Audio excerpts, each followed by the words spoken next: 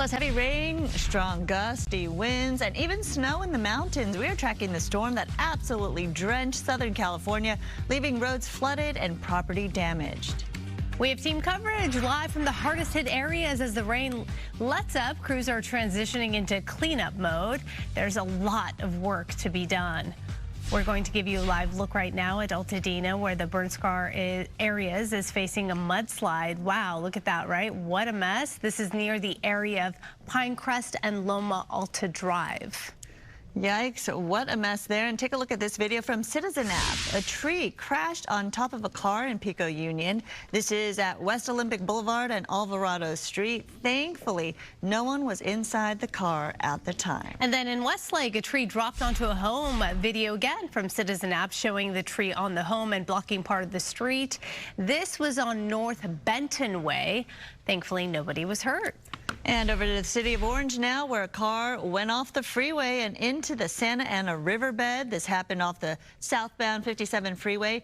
Firefighters and CHP officers found the car partially submerged in about 2 to 3 feet of water there. They used a drone to search the area, and the driver was pulled to safety and is expected to be okay.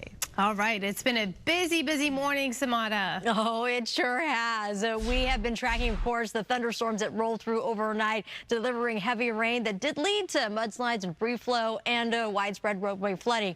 The flash flood warnings have lifted. We are on our way slowly to much better weather, but unfortunately, we are still dealing, depending on your location, with activity. Showers, heavy rain is still possible, and at this hour, we are picking up some of the most vulnerable areas right now, seeing a little bit more in terms of heavy to moderate rain activity along portions of the 118. Some slick roads continue along the 405 and the 101. Meanwhile, Ventura County into Oxnard and Camarillo on the quiet side, drying up pretty nicely across Orange County, but there is that chance of a pop-up shower. The IE also slowly starting to dry off, but precipitation chances still linger, but at least the bulk of it, I would say, has moved on. We are anticipating temperatures to be below normal. Mountain snow still an issue as winter weather alerts remain in effect till about 4 p.m. and even shower chances into our deserts. A full breakdown and 7-day forecast. I have your Turkey Day weather conditions, and it looks good. You don't want to miss out on that. Send back over to you two. All right, we're talking about what a rough morning it was for the commute, right? The storm hit parts of Orange County hard last night, leaving behind flooded streets and intersections. Mario Ramirez continues our team coverage, and he is live in Huntington Beach. How's it looking there, Mario? Yeah, that's right. You know, overnight we saw plenty of road closures and stranded drivers because of those major downpours that we had. And we still see plenty of aftermath this morning, standing in ankle-deep water. Just take a listen.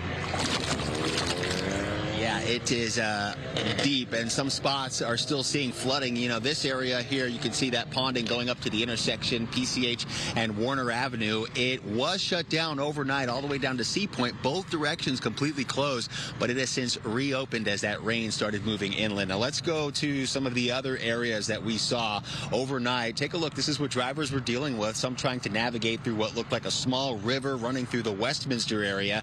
Cars barely making it, water splashing over tires. And in a nearby neighborhood, an intersection completely flooded, water everywhere, covering sidewalks and leading to more trouble for drivers. So it really was a tough night for people on the roads. All that heavy rain overnight and flooding led to some actually getting stranded. Their cars stalled out. We saw a tow truck that had to come in and pull one car out on a flatbed. The driver only thought it was a few inches, but it was more than a foot deep, and that's all it takes to disable your engine. Dozens of drivers calling in for help, according to the Orange County Fire Authority, in the span of a few hours. And we heard from one driver. Listen to what he had to say, caught in the middle of all this. The storm was bad. It was really bad. It was coming down, and I couldn't really see stuff, so I had to put my windshield wipers on completely high, but it was just a bad situation in general. I had to walk out and I had to push my car so it could get inside the cars where it wasn't like actually, but it was about here deep. And we've seen it firsthand. Caltrans crews were out all night and into the morning hours moving in barricades and warning drivers in flooded areas. And we've also seen them start to reopen some this morning. Coming back out here live, another look at this area. For now, officials are reminding drivers not to drive through standing water. Even if it looks shallow, it's often a lot deeper than it seems. And this traffic light up here, again, at PCH and Warner, now working. It was working as a four-way stop a little earlier to keep drivers slow as they were passing through. So a lot of the flooding that we've seen starting to recede, but still some trouble spots out there. Keep that in mind as you're heading out today. For now, that's the latest here in Huntington Beach. I'm Mario Ramirez. Back to you. Good tips, good reminders. Stay slow out there if you're driving on those wet roads. Thank you, Mario. Now, heavy rain hammered L.A. overnight, and this morning, of course, people woke up to damage that all that storm caused. Yeah, Brooke, live right now in Palms, where several cars stuck in a flooded garage. Feel really bad for all the people there. No, Roxia, I feel so bad for the people there. And, you know, obviously, like, I'm no mechanic, but you have to wonder about these cars and their ability to move, what type of condition these cars will be in after this. As you can see, they've been pumping the water out of here all morning long. They're making good work here, but you can still see back there in the back, like, how deep the water is as they're standing in it. This is an absolute nightmare. I'm here in Palms, right here on Kelton Avenue, and neighbors here at this apartment building, they woke up to their cars underwater. At one point, the car was up to, you can see in this video we have for you here, at one point, the water was up to the door handles. It's truly, it's something, you know, nobody wants to experience, but as you'll hear now, many people unfortunately had to.